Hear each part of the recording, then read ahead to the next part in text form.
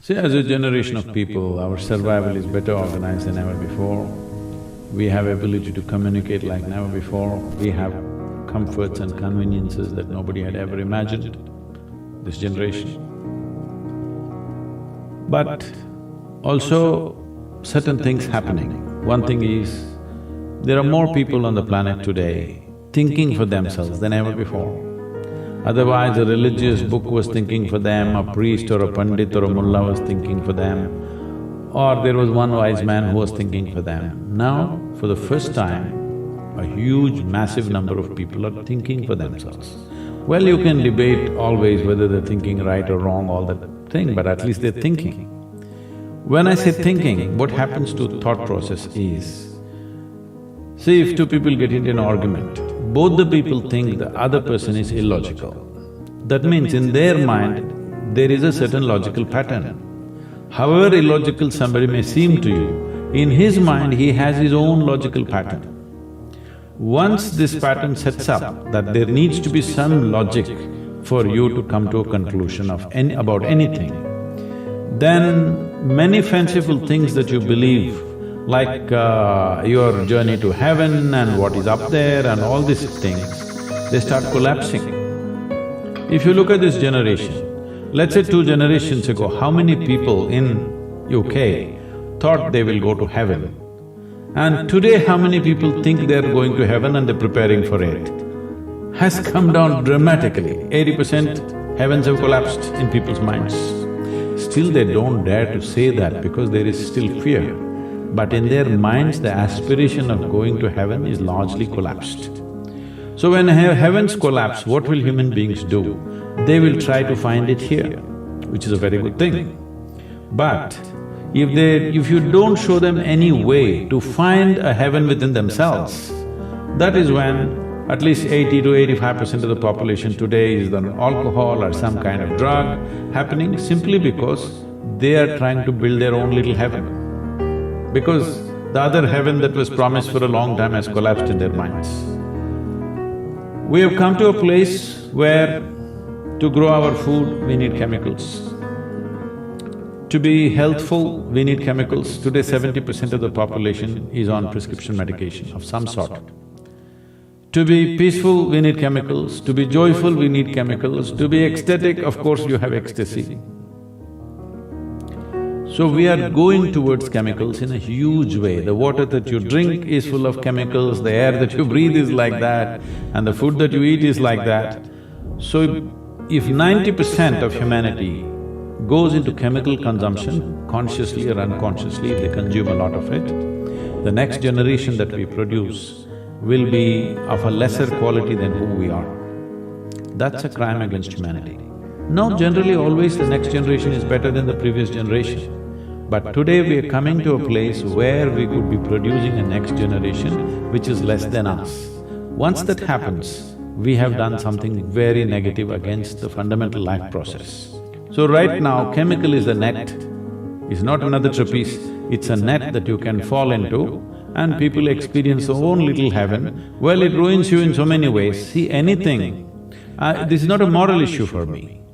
What I am saying is, the important thing about life, whether it's a grasshopper out there or you, both of us are striving to be the fullest possible life that we can be. A grasshopper is trying to be a full-fledged grasshopper, a human being is trying to be a full-fledged human being. So suppose you cut off one of grasshopper's legs which is supposed to hop, the hopping leg, if you take it off, have you enhanced its life, I'm asking you? No. So similarly for a human being, if you take away any of his faculties in any way, even temporarily, have you enhanced his life? No. So intoxication is just that, it is taking away your faculties for a period of time, but if you continuously do it, it'll take it away for your life. So you're taking away or subjugating your faculties for a little bit of pleasure, or maybe a lot of pleasure, however you wish to describe it. But the important thing is you're taking a backward step with life, because life can only be enhanced by sharpening and increasing our faculties, not by decreasing our faculties.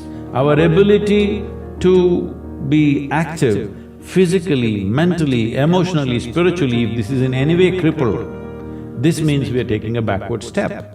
The greatest chemical factory, the most sophisticated chemical factory is right here.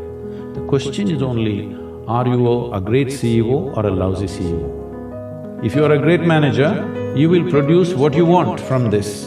If you are a lousy manager, you do wrong things, you get anxiety, you get something else, you get rubbish going on within you because you are misusing your chemical factory or you don't know how to manage your chemical factory. Every human being wants his life enhanced. If you don't show them proper ways to enhance, they will find shortcuts. See, a man who goes to the bar and a man who goes to a church or a temple or whatever, they're seeking the same thing, they're trying to enhance their life, isn't it? If you do not show them a proper way, they will take whatever ways are available on the street, that's all. That's why I'm saying it's not a moral issue for me. It is just that it sets you backward. You want to go forward, but it sets you backward. See, all human experience comes from within, isn't it? I don't know what kind of geniuses thought these things. I know in America there must be a million books telling you how to, milk happiness from something else or somebody else but all human experience is generated from within. What comes from within you must be the way you want it, isn't it? Isn't that simple enough, I'm asking? Yes. What comes from around you may not be the way you want it, but what comes from within you must be the way you want it.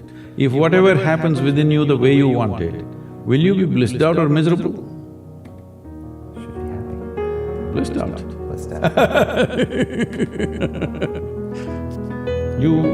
If you… see, most people understand complexity as intelligence. If they make themselves difficult, they are supposed to be intelligent. Making a simple thing difficult is not intelligence. Making a very complex thing simple is intelligence, isn't it?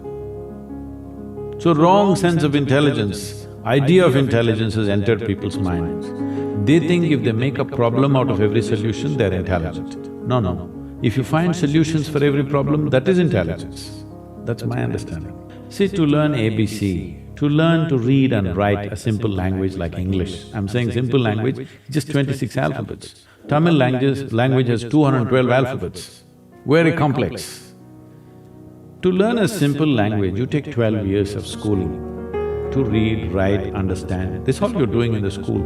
You may be reading a science book, but you don't know any damn science by reading a high school textbook, all right So, for this you're taking 12 years. To transform your life, you want to do it in 2 minutes.